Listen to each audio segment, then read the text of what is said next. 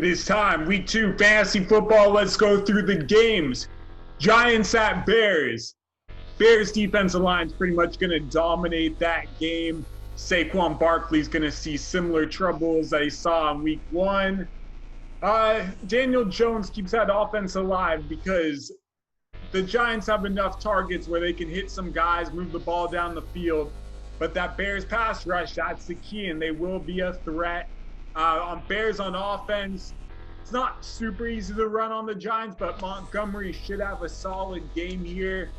Allen Robinson or Anthony Miller, one of those guys really has to step up. Bears should be able to take this one. Rams at Eagles. Rams offense is not as good as people think it is. Eagles defense is going to be trouble for them. They're going to get a heavy pass rush. It's not going to be pretty for the Rams offense. It really isn't. One of the receivers will step up. For the Eagles, they got Miles Sanders back. The Rams defense matches up well against the Eagles because, quite frankly, the Eagles offense just really isn't that good. They have no receivers, just 2 tight ends. One of those tight ends is going to do their thing. It's not going to be a pretty game, definitely not a high-scoring game.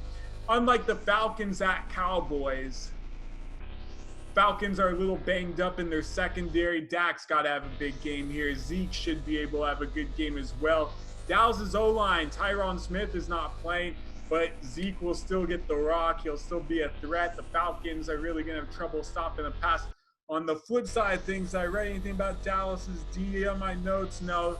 So everyone's there. Matt Ryan's going to have to make it work. It's not an easy matchup. It's not going to be easy for Gurley to run against that front 7, so it's got to be Matty Ice through the air. He'll hit his guys. Panthers at Bucks. Panthers are without Kawan Short, so the Bucks are going to be able to run a train through that defense. It's going to just be garbage time for the Bucks. They can really get it however they want. Both running backs are a threat to score. Both tight ends are a threat to score. Mike Evans should have a beast game, no doubt. Bucks should just roll in that one easy. Next, we got 49ers at Jets. Jets have no Jamison Crowder. Huge loss there. No Le'Veon Bell either. It's going to be tough for them to move the ball at all. Frank Gore will get a lot of touches against his 49ers. But at the same time, 49ers D, they're without D Ford, but it doesn't matter. They're without Kittle too. Honestly, 49ers just going to pound the ball. Jets just going to pound the ball. It's going to be a very low-scoring, boring game. That's it. Broncos at Steelers. Steelers are their defensive line's banged up, or offensive line's banged up, and the Broncos, they're having some injury issues as well. Mark Barron's not playing middle linebacker, but let's talk about the Steelers. So the Steelers' offensive line's not doing well. It's not going to be super easy. Broncos D did look pretty nice stopping Derrick Henry. I know Henry still has 100+, but they did not let any big runs occur. Connor, but that O-line's not looking too great. Yeah, A.J. Bouye also out for Denver, so that's going to really help Juju. Look for Big Ben to be in shotgun and just do what he can through the air. Broncos on offense, no Philip Lindsay, so Melvin Gordon. I mean, that Steelers D is so good. It's just not going to be easy for the Broncos to get anything. A low-scoring game there. Jags at Titans. Derrick Henry's just going to get the rock 1,000 times, especially no A.J. Brown. Corey Davis or Humphreys will step up. Probably both. Maybe Jonu's mixed in there. Jaguars offense going to go 3 and out a lot. Lions at Packers. Lions D's without Trufant. Their defense is banged up. Aaron Rodgers playing Hall of Fame football already. Packers are going to score a lot of points in this one. Lions D has no chance. But the Packers defensive line's without Clark, so expect the Lions to try to run the ball as much as they can to keep it a game. But it's going to be a Packers blowout by the end. Bills at Dolphins. Bills are actually short in their middle linebacker core, so that's going to just keep the Dolphins pounding the ball. Devontae Parker looks like he's going to play. It's not going to be easy for the Dolphins to move the ball at all, but they're just going to try to eat up that clock and keep the Bills' offense off the field.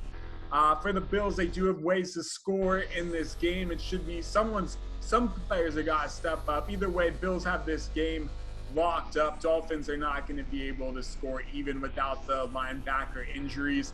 Vikings at Colts. We got ourselves, well, Colts, Justin Houston's expected to play, so they're more or less full strength. Vikings offense just they'll be able to do all right, but the Colts defense really has to step up in this one. They're supposed to have a good defense this year. They got Buckner, but Vikings should find ways to be productive. Dalvin Cook, Thielen.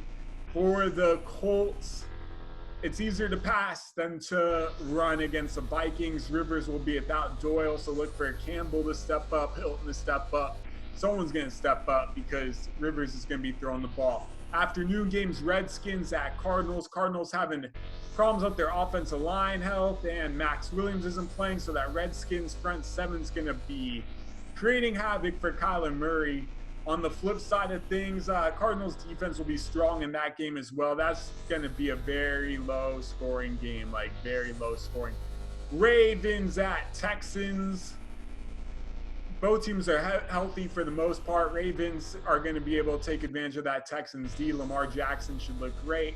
Texans, it's not going to be easy for them to score. They really don't have that great of an offense this year. Not when they're facing a tough team like this. So it's not going to be easy. Ravens should win. They should win. Chiefs at Chargers. Chiefs have some injuries on their defense, but it doesn't matter. Chargers offense looks so complacent. Like they can't even do anything if they tried. Mahomes will get enough targets or the pass attempts to pick apart this defense and end up with a big day.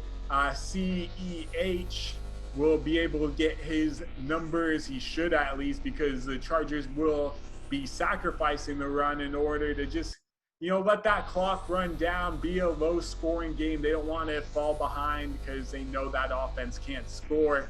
Patriots at Seahawks, defensive battle there.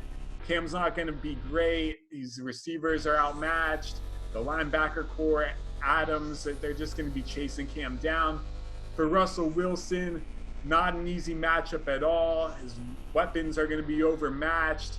It's going to just be a low-scoring game. And then Saints at Raiders. Saints should be able to dominate this game. Raiders even have some injuries on their O-line, I believe. Yes. So that's not a good sign for them. It's going to be tough for them to move the ball to begin with. Saints are going to be able to do their thing even without Mike Thomas. So with that, let's just talk about some of the top fantasy quarterbacks. Lamar Jackson, he's going to do a lot with his legs. He's going to hit Hollywood Brown deep once. I would put money on that. Andrews as well at tight end. Aaron Rodgers should have a field day against Detroit. Aaron Jones will probably steal a touchdown, maybe two. Tom Brady will be able to pick apart Carolina, but expect Fournette or Ronald Jones to score in that game. Dak should have a nice game. Matt Ryan should have a nice game. Breeze will be a breeze. And Mahomes, Kyler, like those Mahomes, you always have to consider a good game, but not guaranteed. It is guaranteed pretty much for him. But for Kyler, it's going to be a tough matchup. He's going to come back to reality. All right, from there, the best picks I'm going to say is a 3-team teaser. Take the Saints, take the Bucks, take the Packers, take all 3 teams in the first half. Take the Packers over 28 points. That's really nothing, considering that they're going to keep scoring at home. Tampa Bay should be good as well, but if I had to go on one, I'd go with Green Bay. With that, have a Beast Fantasy Football Sunday. Love you all. Beast.